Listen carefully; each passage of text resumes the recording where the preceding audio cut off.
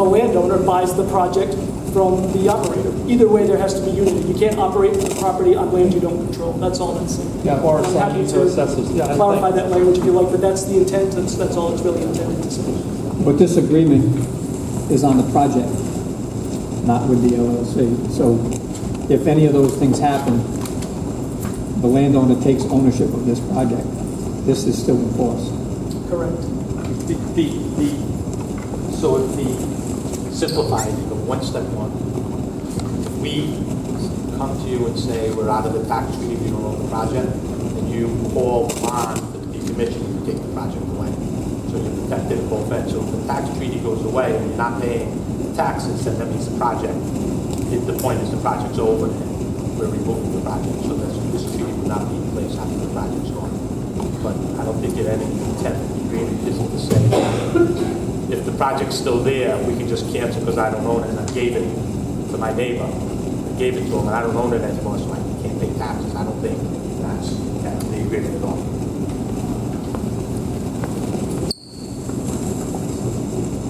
So are there any changes that anyone would like to see made to these tax stabilization agreements? Mr. President, I'd like to hear back from the town staff, what they found when they spoke about the communities, and also from Solicitor Iglesias, where they are in the process of litigation, so I can get a better handle on it. I don't even know what these towns are litigating for, so are litigating against, whichever way you look at it. So I'd like to have that answered, those answers.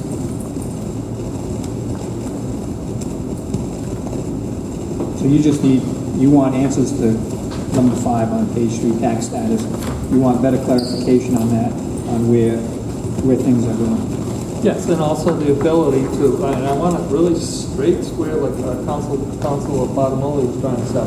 My intent was there to say that the land's taxation, the owners of the property owners, because again, this overlay district was promoted for the commercial use and manufacture of renewables. It wasn't promoted for farming, it wasn't promoted, it already was REA 120. So it was promoted for commercial use and manufacture, so I would need to have a better feeling about that. And who knows? Maybe you go to 5,000, take away the 2,000, maybe the project doesn't get done. You know, I'd like to see it happen. Well, the project starting, the power's sold. We have to finish our approvals. We have our fire station plan already over DEM. So we're going to build a project with you. We can take this agreement, we can throw it away. Then I just have to ask you tonight to pass. We have to have legislation. So my permit says that I have to have a tax plan in with the town. So we do have one right now. This is something better that we're trying to give the town. Or we can just say, take the state statute right now, and I can hand that to you and say, here's my tax treaty. You can vote on that, and then if litigation comes back and it does come back positive, that you can charge for underlying property, you can have it. If it comes back the other way and it's not positive, you still got the 5,000. But to wait for a decision if something is being litigated when the state has been very clear, I don't think that, and the timing of a vote on this, because DEM permits are complete. They had the last few questions. It'll be done in the next couple of weeks, maybe 3. And then we have one more we want to schedule for next month, our last planning board meeting. So it'd be nice to put the tax agreement behind us, because I have 18 months to put the project online for 2020. December 7, 2020, the project will be up online. So we've invested a lot to get to this point. We're here offering you more money, which was part of the overlay. So I'd like to try to get your answers resolved and to have something that you can finance. So I can't just agree to everything just for a vote, because that's not going to get us to the bank to finance a project. And I'd like to bring the taxes to the town, which was our plan. And I think the one other thing I think is very important, very, very important. The project can be built at 44 megawatts. We went back and forth with the PUC and your planner, because other people asked me questions and were concerned of the 40 megawatt threshold. So the project was reduced 6 megawatts to go under the 40 megawatts, because certain people felt that you had to go to statewide planning which is the PUC. The PUC, there's multiple emails back and forth with the town manager, us, our attorney, John Mancini, that the PUC's opinion, it does not need to go to a hearing at the PUC. We moved forward a little farther. Then the town did get back to it, said if it goes over 40 megawatts, you have to go to the PUC. So that brought the project to the 38.2 megawatts. So that decision wasn't just based on us. We would rather build 50 megawatts. The other reason for the project, so my numbers have been very clear from day one. The only thing that changed is why we've designed this project, which the town and everybody will be proud of it when it's done.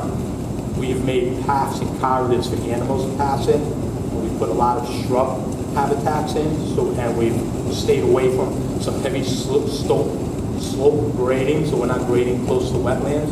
So by designing a perfect project, we came out with 44, 45 megawatts, giving the planning department and the town what they were looking for as everything went on. And then we then have reduced it to the 38.2 because of we wanted to make sure that the town, legal, my legal, everybody felt comfortable that it was under the 40 megawatt threshold. So that's why we went from the higher number to the lower number. Those are the exact reasons. I would love to build you 60 megawatts if I had the space and we didn't want all the other amenities that were there. One more question.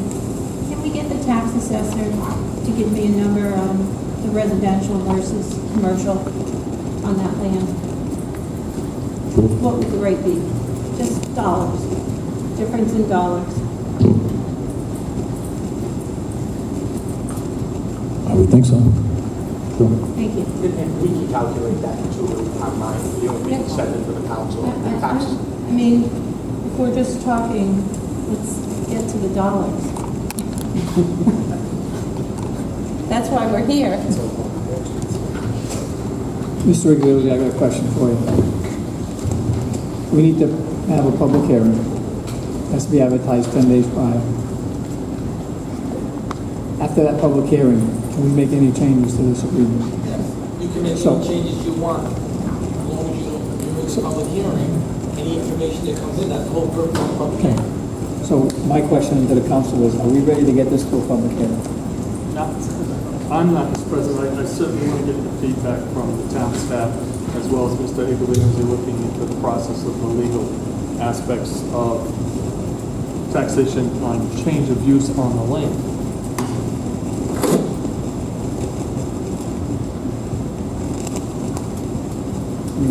I have a question. This is to Tom, though.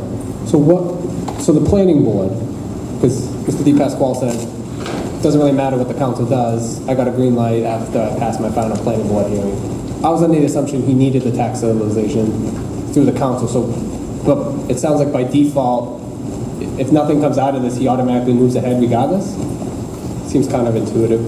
No, it would be considered, one of the conditions of the decision of the planning board is that this development, this tax should be executed before it comes back to the planning. Okay, that's what I thought, but it sounded like if we didn't agree to it, he could just say, I'm taking my $5 and that's it, I'm going forward with the project. That's how it came across, that's why I was asking.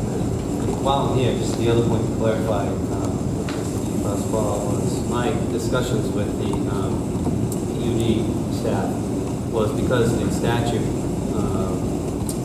in relation to the Energy Facility Siting Board and the thresholds at which power exceeds, it's 40 meg. It states 40 megawatts. Anything higher than that must get a review by the EFSB. So the staff here at the PUD said that, well, there's a process to petition for declaratory judgment to decide whether or not the project goes before the EFSB.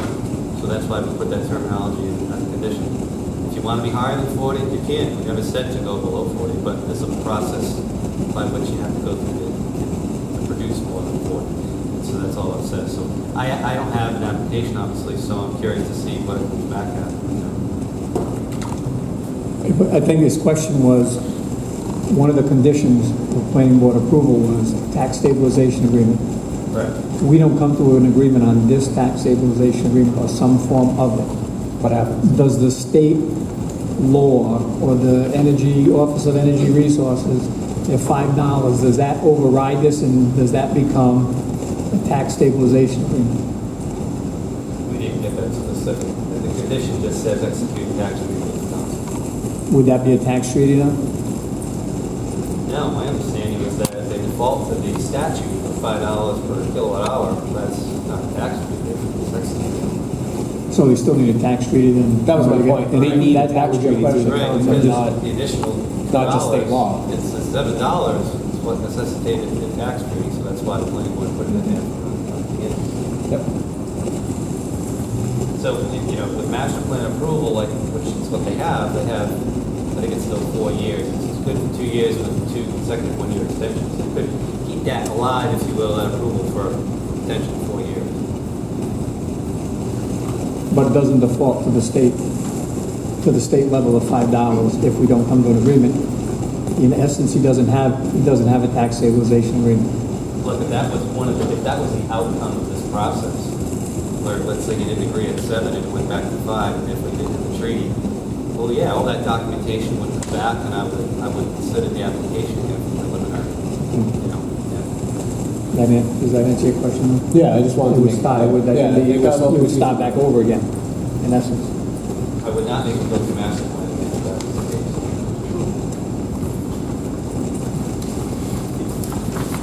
Does the council want to put this forward for a public hearing to continue to keep this thing moving?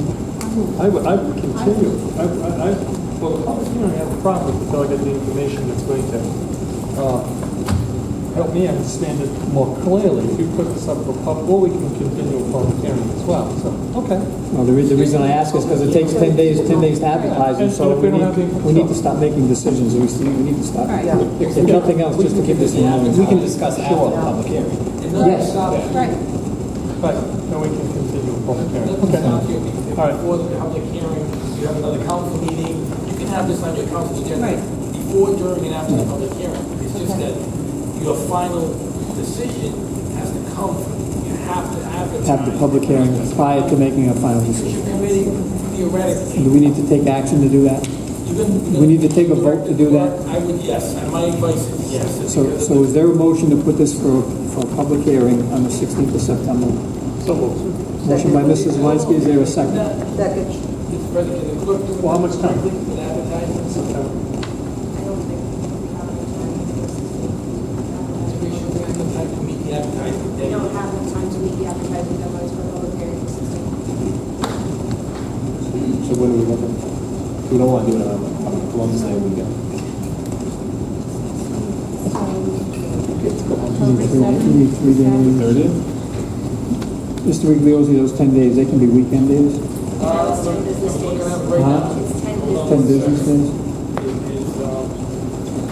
It does not, I don't think it says 10 business days. It says 10 days. Yeah, because I would like to set it. It has to be advertised in the newspaper. We could do 30th. There's no second here?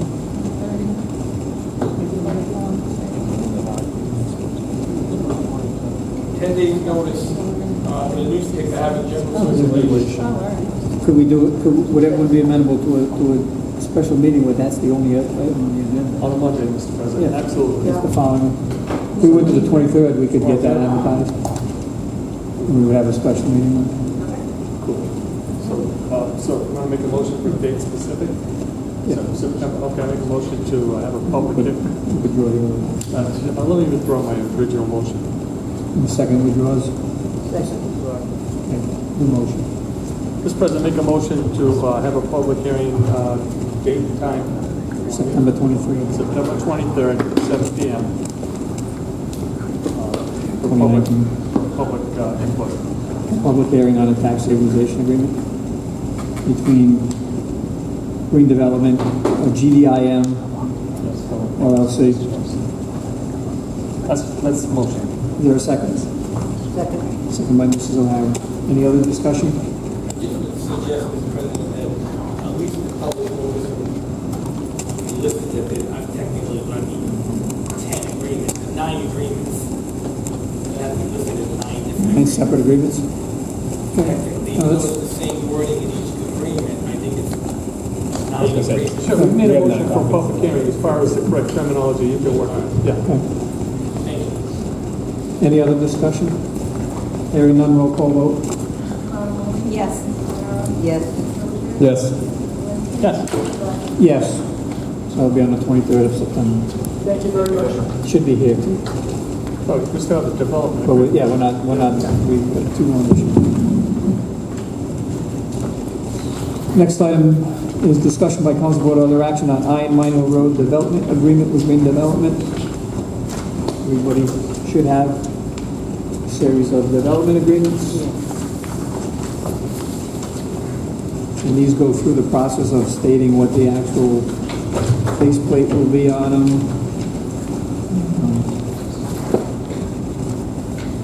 What the actual payment will be at $5,000. And there's the decommissioning piece of it. And there's actually the one-time development fee that's included in that on each of them. We don't have to look at each one of them because they just change by the nameplate capacity.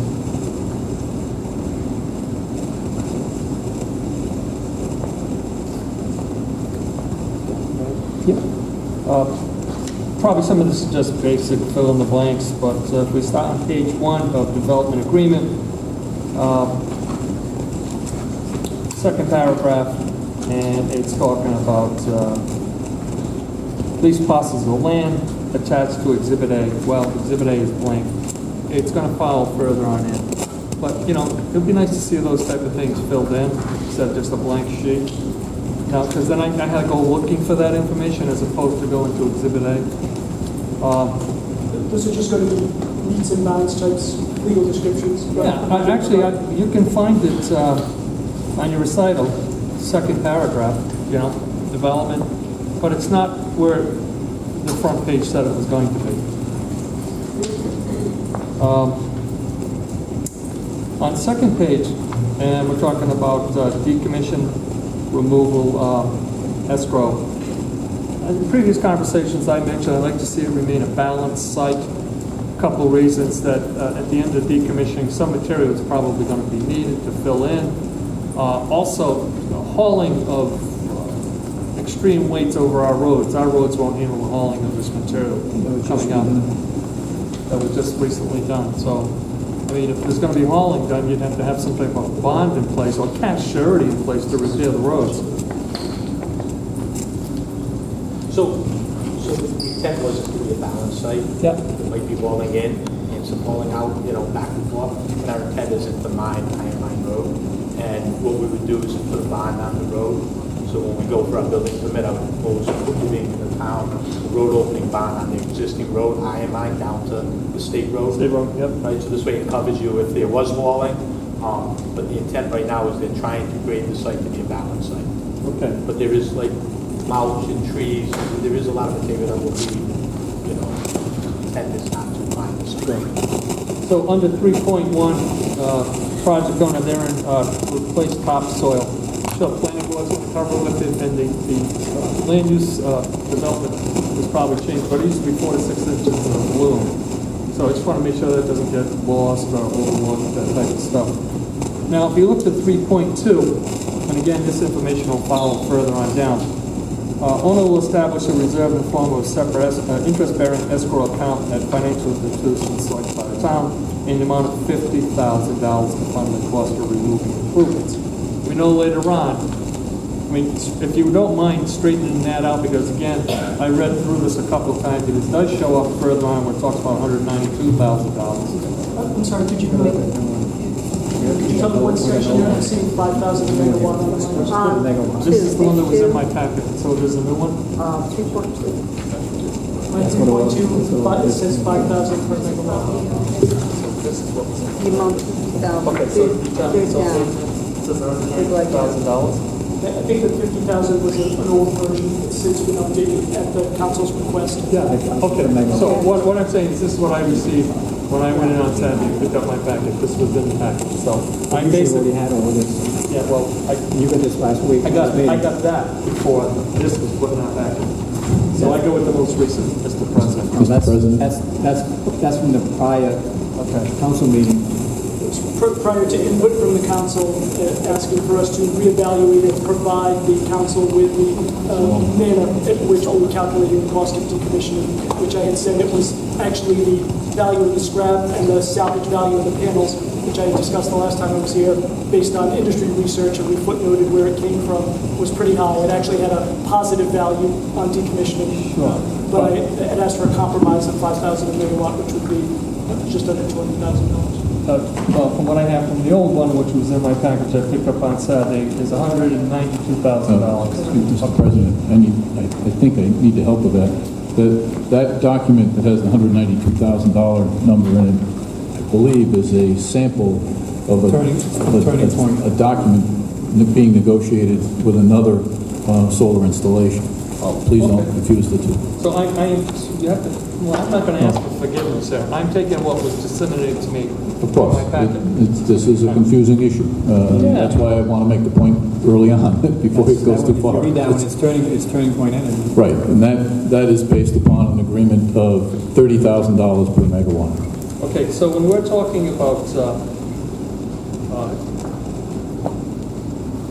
GD, IM 1 through 9, from what I gathered from this, what I'm hearing now, that this material that I received, it's Plat 7 lots 12, 14, 23, 24, 1001, 1002, 1003, 1004, 1005. Those are the 9 lots within Plat 7, which are going to be covered under the limited liability, 9 different limited liabilities. Is that correct? I'm just counting right now for you. It's 5 separate properties. I'd have to count the number of lots. Well, I counted 9. I've got 5 based on the assessor information that I gave to you. Yeah, okay, well, this one says, when I broke it down, 1